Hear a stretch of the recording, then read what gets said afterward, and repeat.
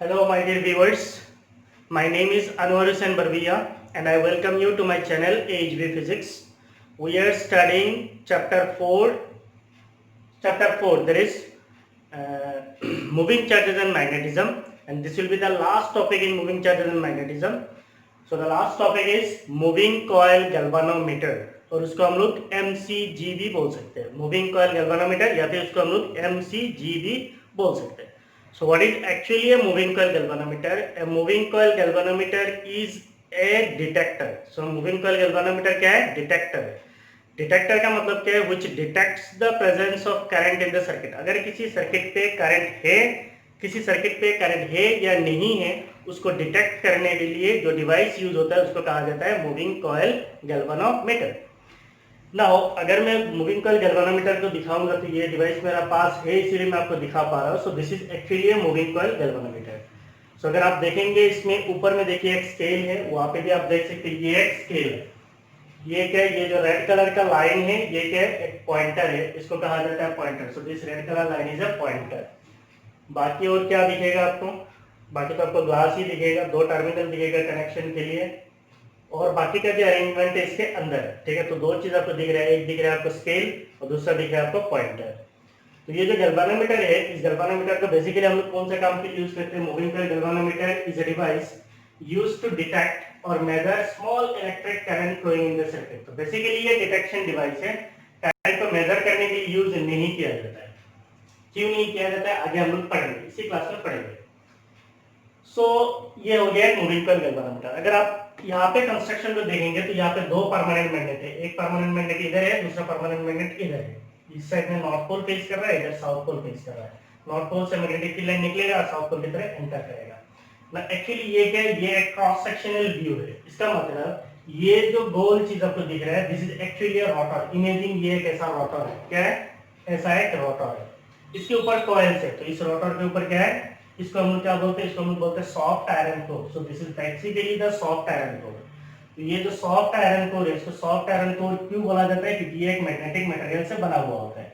ठीक है, जिसके अंदर से मैग्नेटिक फील्ड्स इजीली गुजर सकता है, इसीलिए इसको कहा जाता है सॉफ्ट आयरन कोर. इससे ऐसा नहीं सोचना कि ये सॉफ्ट मींस नरम लोहा से बनाया गया, ऐसा नहीं है. सॉफ्ट आयरन कोर का मतलब is a material which the material that allows the flow of magnetic field easily is called soft iron core. ठीक है, तो ये ऐसा मटेरियल से बना हुआ है जो मैग्नेटिक फील्ड को इजीली उसके अंदर से गुजरने देता है. से मान लीजिए ये एक सॉफ्ट आयरन कोर है. ठीक है, इसके ऊपर कॉइल्स को ऐसा लपेटा गया है, कॉइल्स को कैसा है? ऐसे जो है वाइंडिंग किया गया है, इमेजिन.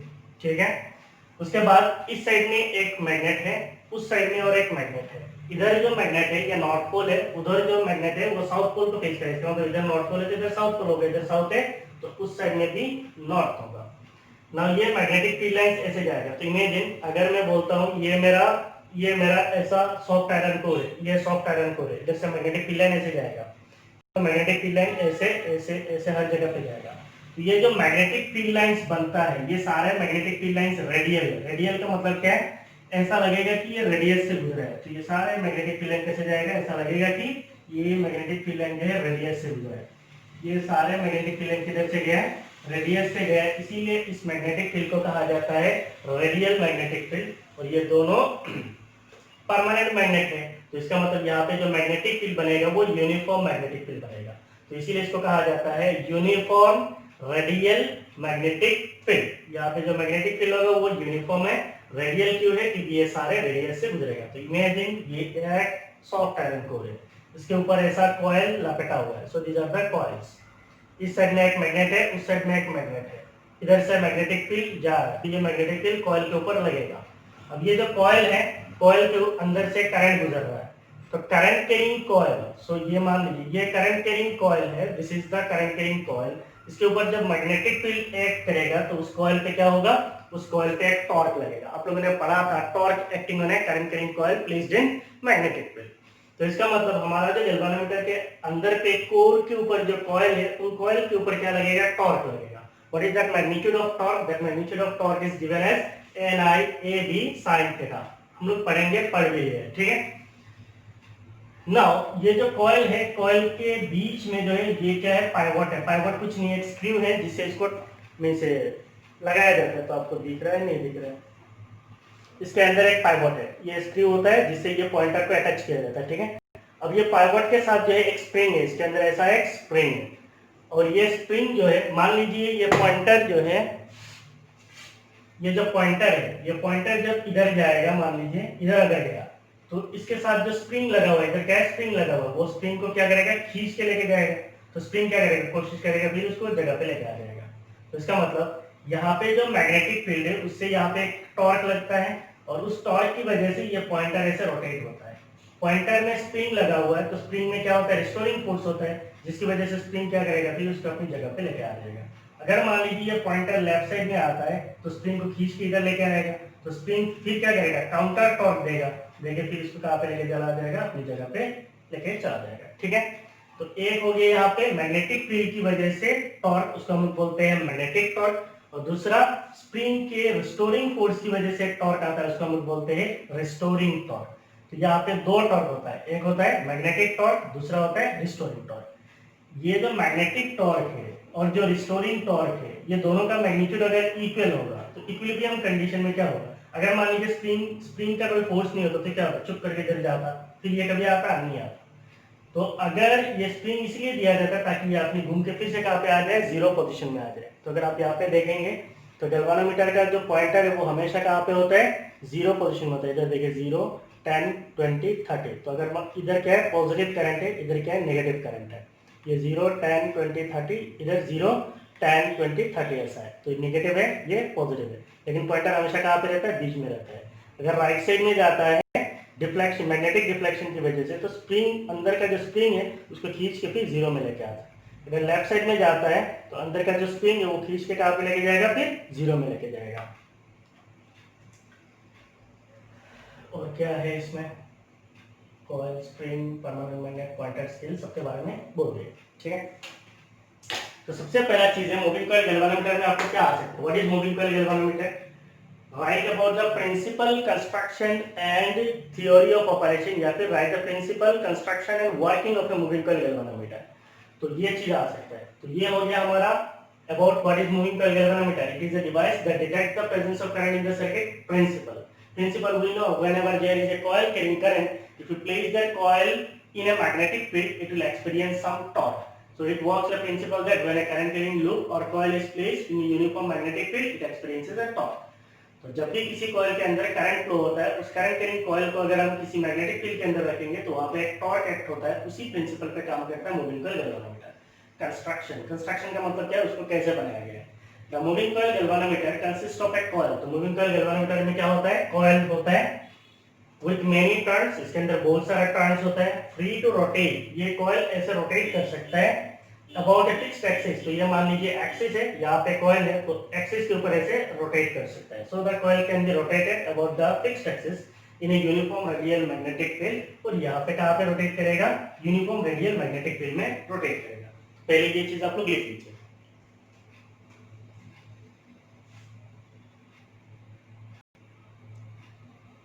लिखिए।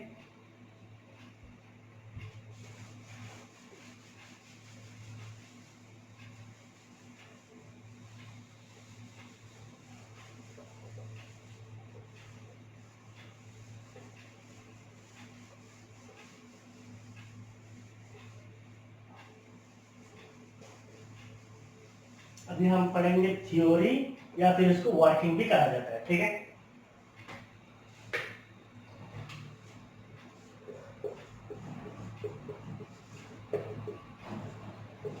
When a current flows to the coil, when a current flows through the coil, a torque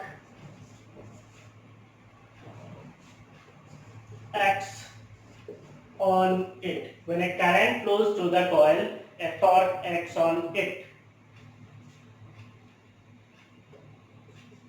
The magnitude of torque is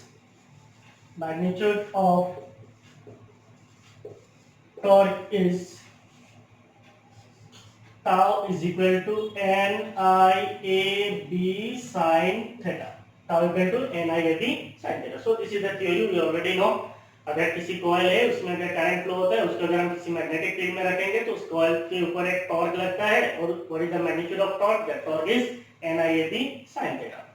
Here tau is torque, n is number of turns in coil. What is this n? It is number of turns in coil.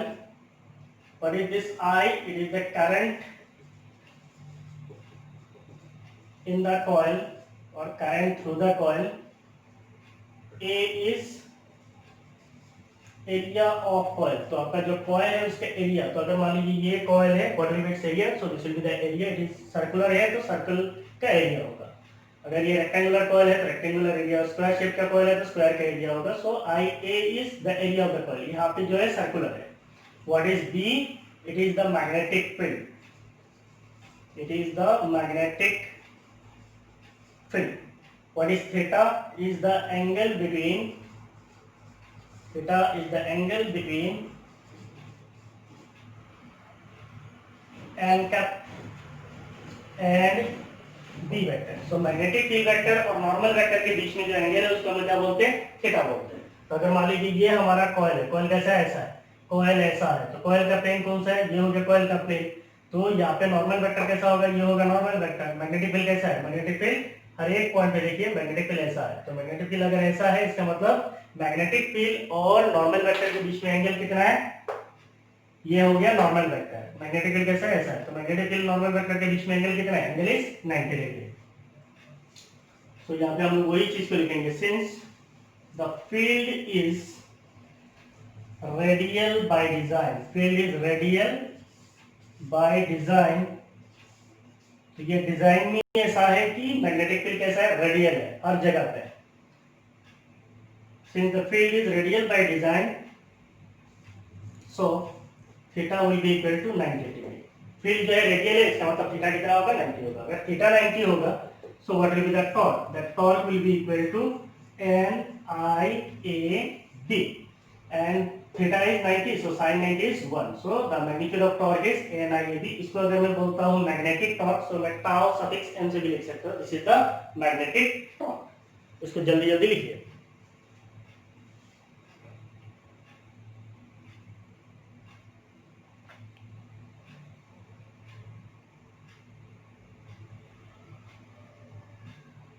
लिखिए.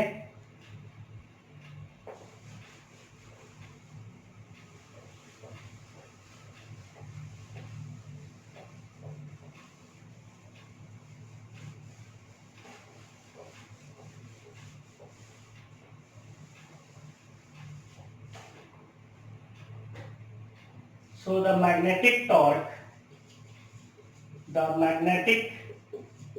what is the magnetic torque? The magnetic torque is NIAB. Tries to rotate the coil,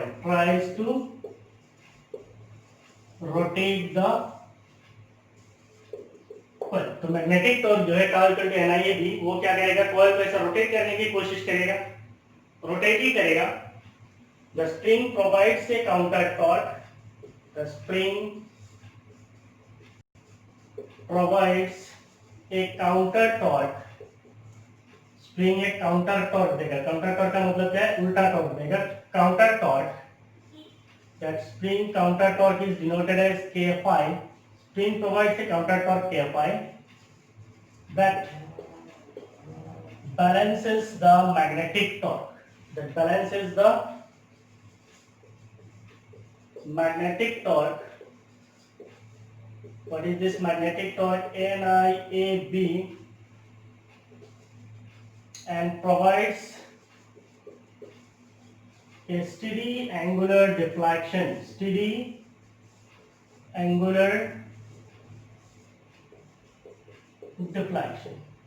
तो spring के ऊपर, sorry coil के ऊपर जो torque लग रहा है वो क्या है? NIAB है. We call it as magnetic torque.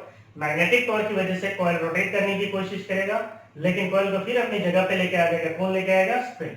तो स्प्रिंग के अंदर एक टॉर्क पैदा होता है, उसको हम लोग क्या बोलते हैं? उसको हम लोग बोलते हैं counter torque. That is actually counter torque है, मींस उल्टा टॉर्क देगा.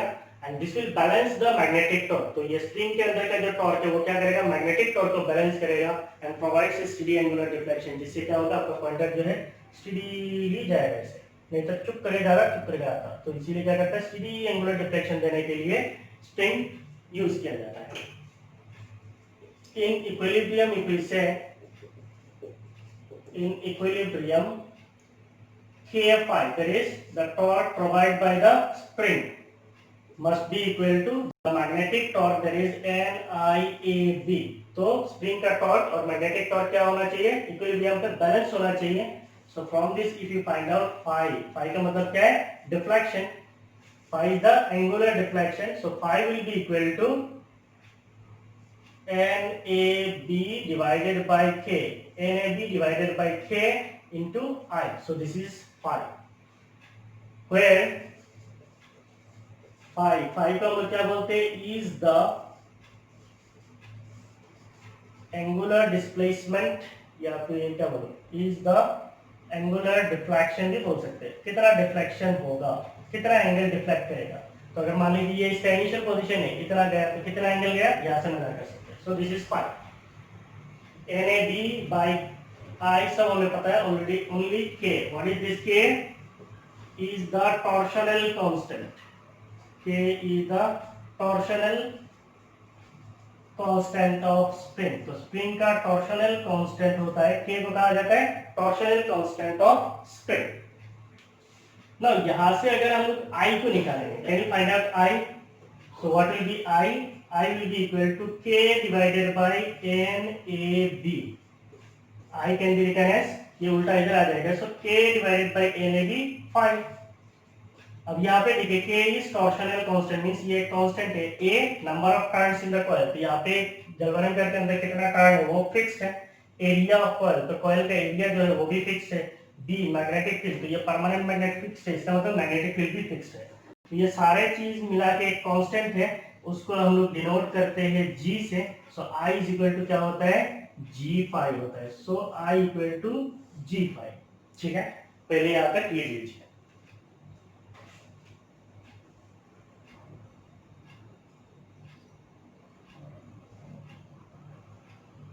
हो गया।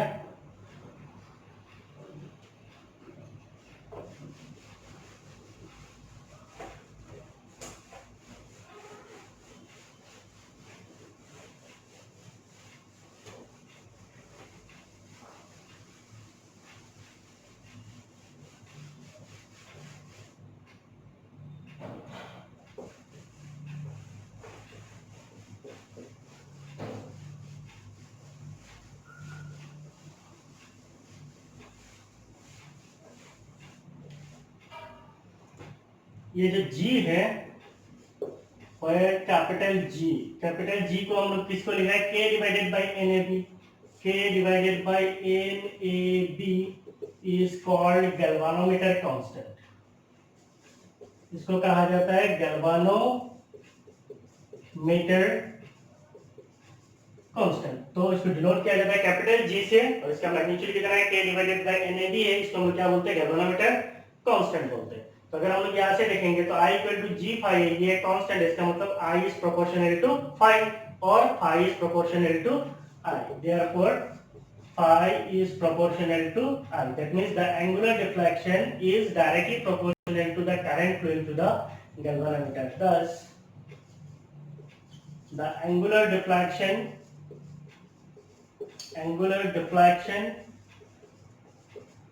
in galvanometer, or the deflection in galvanometer, the angular deflection in galvanometer is directly proportional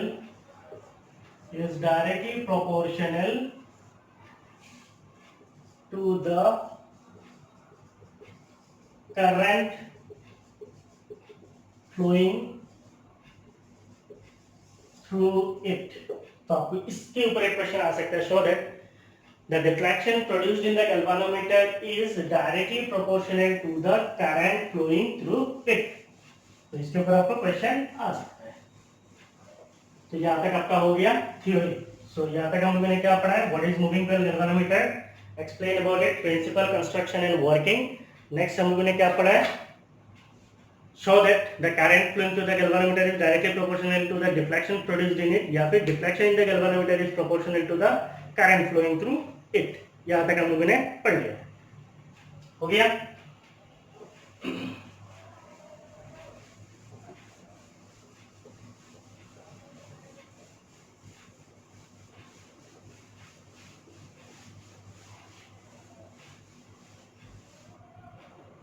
next आता है sensitivity of galvanometer. Sensitivity of galvanometer. तो sensitivity क्या होता है? सेंसिटिविटी तो जनरल वर्ड से हम लोग यूज करते हैं डे टू डे लाइफ में। What is sensitivity? जैसे कुछ स्टूडेंट होते हैं, उनको गाली देने से भी नहीं लगता है, बहुत सारा गाली दे सकते, कोई प्रॉब्लम नहीं है, वो रिएक्ट नहीं करते। पर कुछ स्टूडेंट ऐसे होते हैं, अगर मान लो उसने गलती नहीं किया, अगर आपने थोड़ा सा भी गाली दे दिया तो बहुत ज़्यादा रिएक्ट करते हैं कि नहीं है? तो उस चीज़ को कहा जाता है सेंसिटिविटी। ठीक है, रिएक्ट करना। तो what is sensitivity of galvanometer? Galvanometer का जो सेंसिटिविटी होता है उसको दो टाइप में डिफाइन किया जाता है। एक होता है करंट सेंसिटिविटी, दूसरा होता है वोल्टेज सेंसिटिविटी। तो कितना करंट फ्लो होने से कितना डिफ्लेक्शन देता है? अगर मान लीजिए ये मेरा गैल्वानोमीटर है, अगर मैं इसके अंदर 1 मिली एम्पियर करंट देता हूं और ये पूरा ऐसे डिफ्लेक्ट हो जाता है, और अगर मान लीजिए इसको 10 एम्पियर करंट देता हूँ, 10 एम्पियर तो ये बर्दाश्त नहीं करेगा। मान लीजिए 1 मिली एम्पियर अगर करंट देता हूँ तो ये 30 में गिर जाता है, और अगर मैं 10 मिली एम्पियर करंट देता हूँ ये 10 में जाता है। इसका मतलब इसका सेंसिटिव नहीं, यहाँ पे दो गैल्वानोमीटर कंसीडर करना पड़ेगा। यहाँ पे गैल्वानोमीटर है, यहाँ पे गैल्वानोमीटर है। यहाँ पे जो गैल्वानोमीटर है इसको अगर मैं 1 मिली एम्पियर करंट देता हूँ तो ये 30 तक डिफ्लेक्शन दिखाता है। यहाँ पे दूसरा गैल्वानोमीटर है, इसको अगर मैं 10 मिली एम्पियर करंट देता हूँ तो 30 तक दिखा रहा है। तो सेंसिटिविटी किसका ज्यादा है? इसका ज्यादा है। 1 मिली एम्पियर में 30 डिफ्लेक्शन दिखा रहा है। तो कम करंट में ज्यादा डिफ्लेक्शन दिखाने वाले को हम क्या बोलेंगे? उसका ज्यादा करंट सेंसिटिविटी है। सो यहाँ पे हम दो डेफिनेशन लिखेंगे, एक हो गया करंट सेंसिटिविटी और दूसरा पढ़ेंगे voltage sensitivity, current sensitivity. So it is the deflection produced in the galvanometer, deflection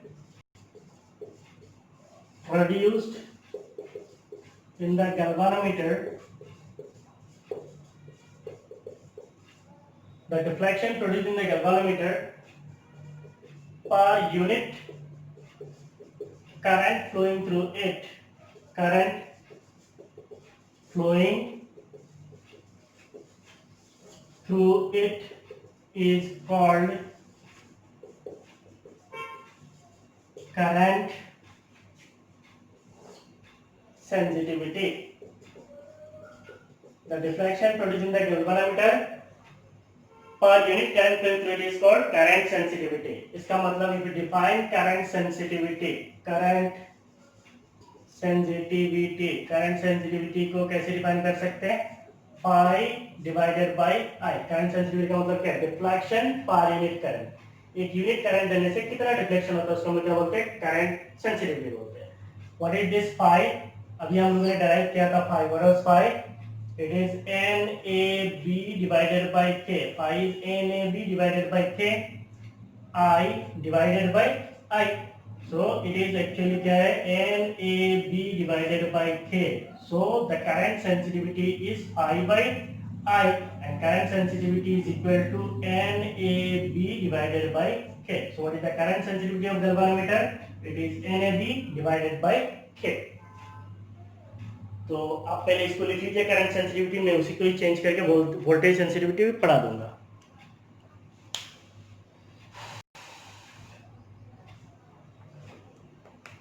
हो गया करंट सेंसिटिविटी।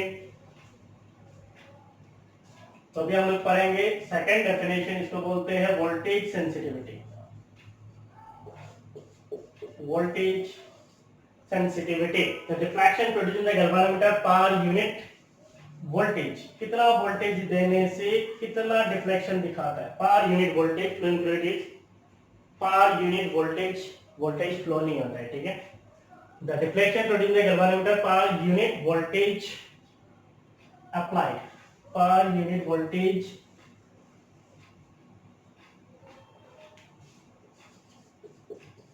अप्लाइड। तो इसीलिए कॉपी करना भी आपको क्या चाहिए? चार्ट ही चाहिए, नहीं तो फिर पूरा गलत ही हो जाएगा।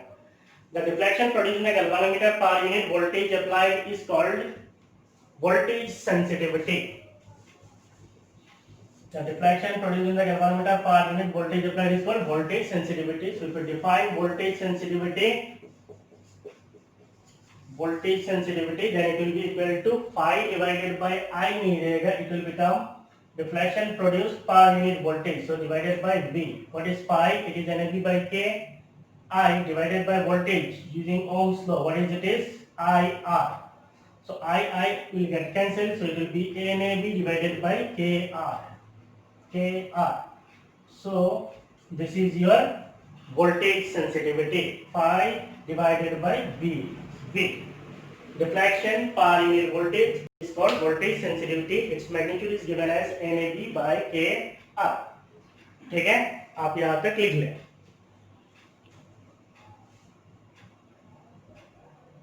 लिख लिया.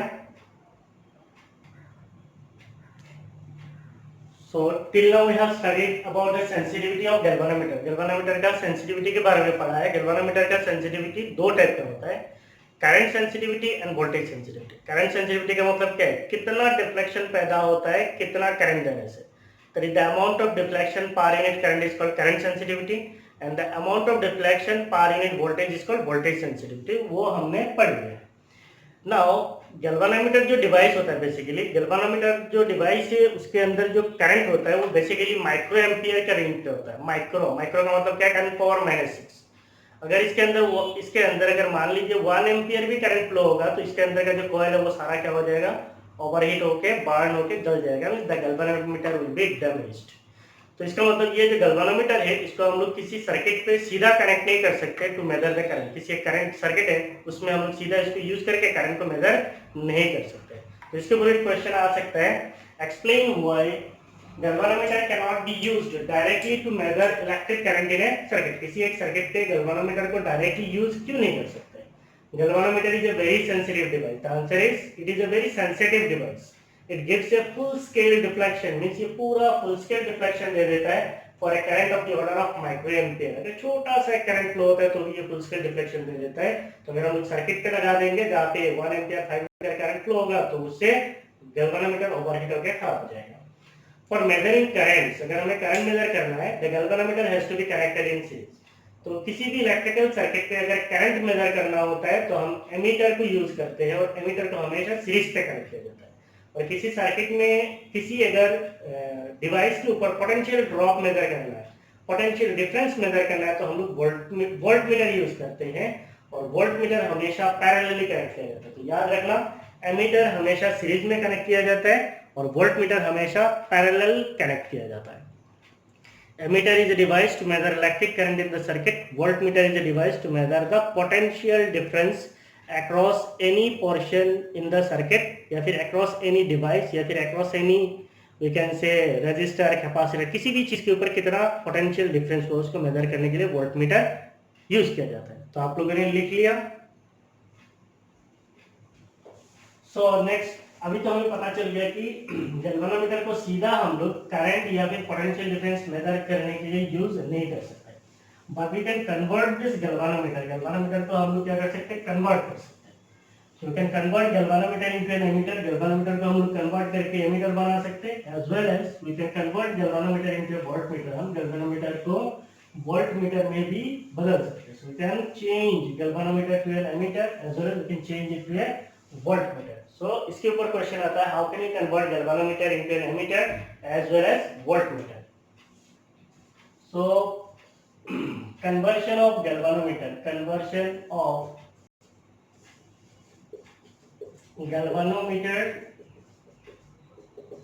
into an ammeter. So how can we convert a galvanometer into an ammeter?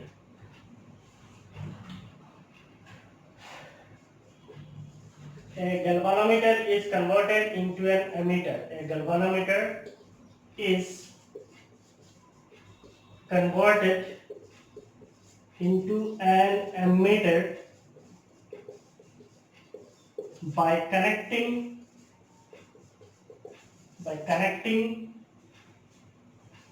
a low resistance,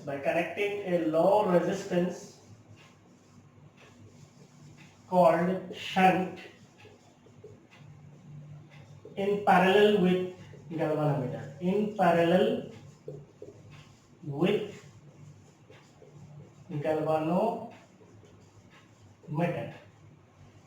A galvanometer is converted into an ammeter by connecting a low resistance called shunt in parallel with galvanometer. So the shunted galvanometer, इसको बोलते हैं shunted galvanometer. The shunted galvanometer is called an ammeter. Galvanometer is called an ammeter. तो इसका मतलब क्या है? अगर हम बोलते हैं हमारे पास कोई गैल्वानोमीटर है, ये मान लीजिए हमारा कोई गैल्वानोमीटर है, से दिस इज अ गैल्वानोमीटर। इस गैल्वानोमीटर के अक्रॉस पे मींस इसके पैरेलल में अगर हम कोई एक लो रेजिस्टेंस को ऐड कर देंगे, if we connect a low resistance parallel to this galvanometer, इस गैल्वानोमीटर के अक्रॉस में हमें क्या करना है? एक लो रेजिस्टेंस कनेक्ट करना है। उस लो रेजिस्टेंस को कहा जाता है शंट रेजिस्टेंस। इसको क्या कहा जाता है? Shunt resistance. तो ये हो गया हमारा गैल्वानोमीटर। इसके पैरेलली हमने एक शंट रेजिस्टेंस लगाया। एस का मतलब क्या है? शंट रेजिस्टेंस है, और रेजिस्टेंस का वैल्यू कितना है? एस है। गैल्वानोमीटर का रेजिस्टेंस आरजी भी ले सकते हैं। तो यहाँ पे मान लीजिए गैल्वानोमीटर का रेजिस्टेंस कितना है? Capital G. So what is this capital G? It is resistance of galvanometer, resistance of galvanometer as it is shunt resistance. तो जो रेजिस्टेंस हमने पैरेलली कनेक्ट किया उसका रेजिस्टेंस कितना है? एस है, और गैल्वानोमीटर का रेजिस्टेंस कितना है? कैपिटल जी है। मान ये दोनों मिला के ये जाके बनता है आपका एमीटर। ये दोनों पैरेलली से कनेक्ट करने के बाद ये क्या बनता है? एमीटर। अब उस एमीटर को उठा के किसी सर्किट पे ऐड कर सकते हैं to measure the electric current.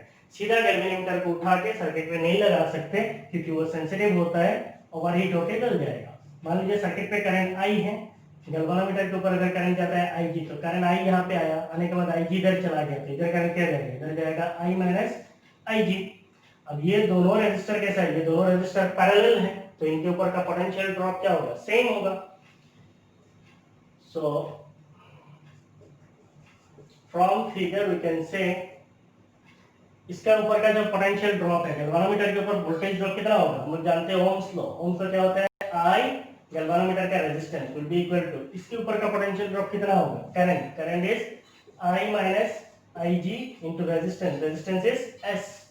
तो यहां से अगर हम लोग एस निकालेंगे, what will be S? It will be S will be I G divided by I minus I G. I G का मतलब current through galvanometer. So Ig divided by I minus Ig into capital G will be S. तो इसको कहा जाता है shunt resistance. हम जो shunt resistance को यूज करेंगे उसका वैल्यू कितना होना चाहिए? इसका वैल्यू को हम लोग यहाँ से चूज कर सकते हैं। सो शंट रेजिस्टेंस का जो वैल्यू है वो Ig divided by I minus Ig into capital G के ऊपर डिपेंडेंट है। So what is the value of shunt resistance? Value of shunt resistance, it is S, it is equal to Ig divided by I minus Ig into capital G. So this is the value of shunt resistance. And what will be the resistance of ammeter? Resistance of ammeter, ये जो ammeter है इसका resistance कितना होगा? मान लीजिए resistance is Rm, तो इसका रेजिस्टेंस कैसे निकालेंगे? ये दोनों रेजिस्टेंस कैसा है? पैरेलल है। पैरेलल होने से क्या होता है? Product by sum. इसका मतलब GS divided by G plus S। So जो शंट रेजिस्टेंस है वो है Ig by I minus Ig into capital G, और जो दोनों रेजिस्टर है इनका जो नेट रेजिस्टेंस होगा उसको हम क्या बोलेंगे? Resistance of ammeter. और ये दोनों पैरेलल है, इसका मतलब ये क्या होगा? Product by sum, that is GS divided by G plus S। So आप लोग इसको लिख लीजिए जल्दी जल्दी। हो गया?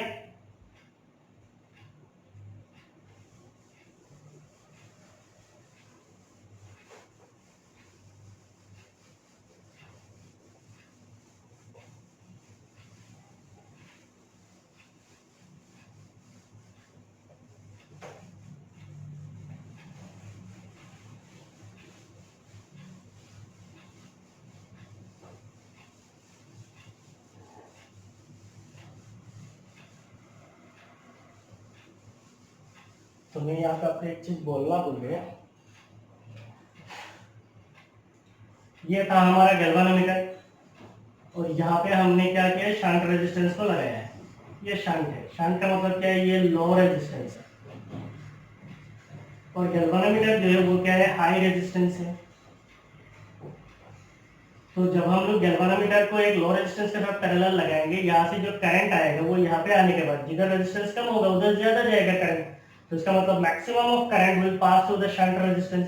और आपका गैल्वानोमीटर क्या है, वो ज्यादा करंट को बर्दाश्त नहीं कर पाता है। ये लो होने की वजह से सारे, क्योंकि गैल्वानोमीटर का रेजिस्टेंस हाई होता है तो सारे करंट डाइवर्ट हो जाएगा शंट रेजिस्टेंस की तरफ, जिसकी वजह से आपका गैल्वानोमीटर जो है बच जाता है। ये हमेशा याद रखना।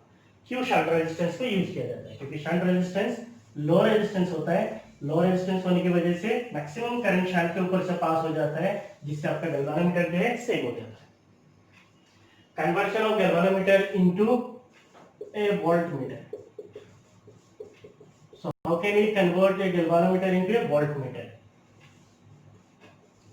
A galvanometer can be converted. Galvanometer can be converted into a voltmeter by connecting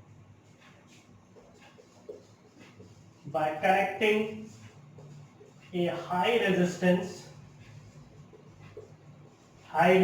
को मल्टीप्लायर भी कहा जाता है। High resistance is also called as multiplier. Low resistance is called shunt. So a galvanometer can be converted into a voltmeter by connecting a high resistance, that is multiplier, in series with galvanometer.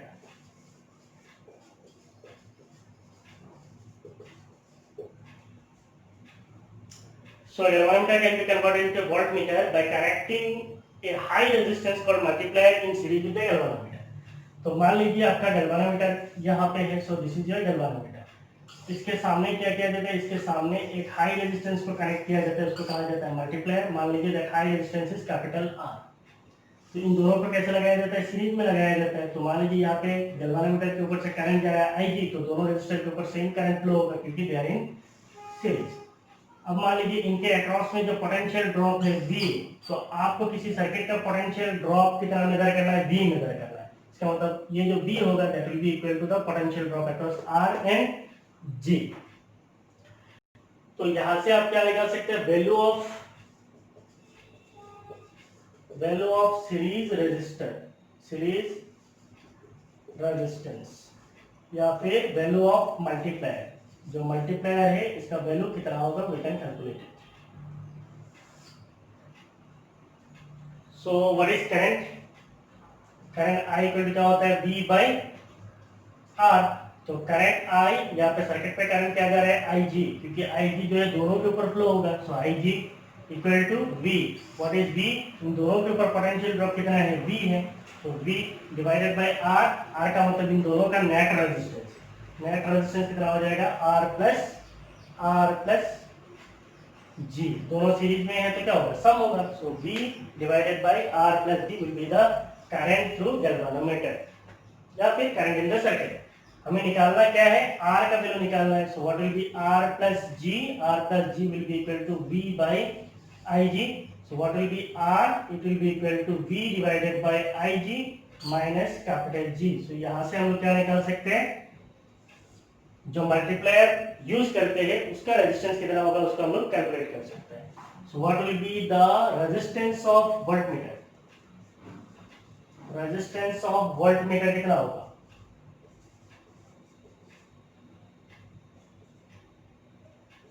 मान लीजिए resistance of voltmeter किससे denote करो, RB मान लो। Resistance of voltmeter कितना होगा, दोनों resistor कैसे है, सीरीज में है और सीरीज में होने से क्या होता है, सम होता है। So the resistance will be R plus G।